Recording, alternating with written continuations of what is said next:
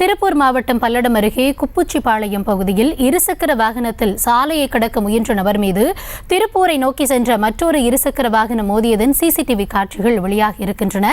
இதில் சாலையை கடக்க முயன்ற பைக் ஓட்டியை பலியானது குறித்த கூடுதல் விவரங்களோடு இணைந்திருக்கிறார் எம்முடைய செய்தியாளர் சரவணன்.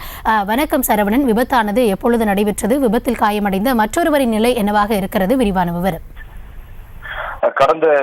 வணக்கம் கௌதமி. கடந்த 2 தினங்களுக்கு முன்பாக இந்த விபத்தானது நடைபெற்றிருக்கிறது. இதில் ஒருவர் உயிரிழந்துள்ளார். இது தொடர்பான சிசிடிவி தற்சமயம் வெளியாகியுள்ளது. திருப்பூர் மாவட்டம் பல்லடத்தில் இருந்து பொங்கலூர் பகுதி அவினாசி வளையத்தை அருகே இருக்கிறது குப்புச்சிபாளையம் பகுதி. இந்த பகுதியில அதாவது அதன் அருகேயே இருக்கக்கூடிய கால்வாய் வாய்க்கால்ல இப்பகுதி வாலிபர்கள் எல்லாம் குளிக்க செல்வது வாடிக்கை.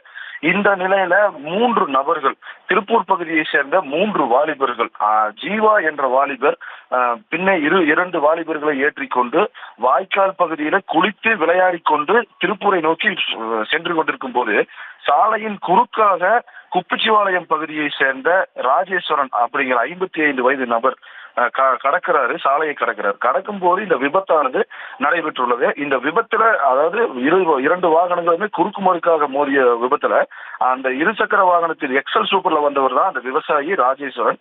அவர் சம்பவ இடத்துல அவரை மீட்டு போலீசார் விசாரணைக்கு அரசு மருத்துவமனைக்கு சிகிச்சைக்காக அனுப்பி வைக்கும் போது அவர் உயிரிழந்து விடுகிறார். இந்த விபத்து நடைபெறும் போது அடிபட்ட பிறகு அப்படியே அந்த 3 வாலிபர்களுமே வாகனத்திலிருந்து தூக்கி வீசப்படுறாங்க.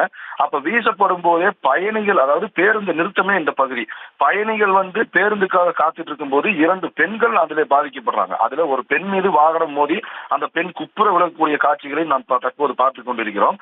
இதனை தொடர்ந்து அப்பகுதியினர் அவர்களை மீட்டு மருத்துவமனைக்கு அனுப்பி வைக்கிறாங்க.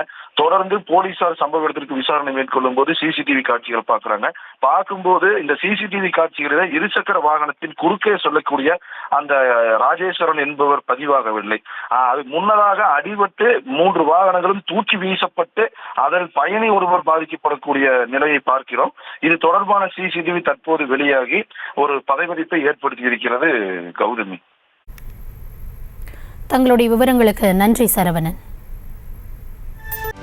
செய்திகளை உடனுக்குடனும் துல்லியமாகவும் தெரிந்து கொள்ள சப்ஸ்கிரைப் பண்ணுங்க.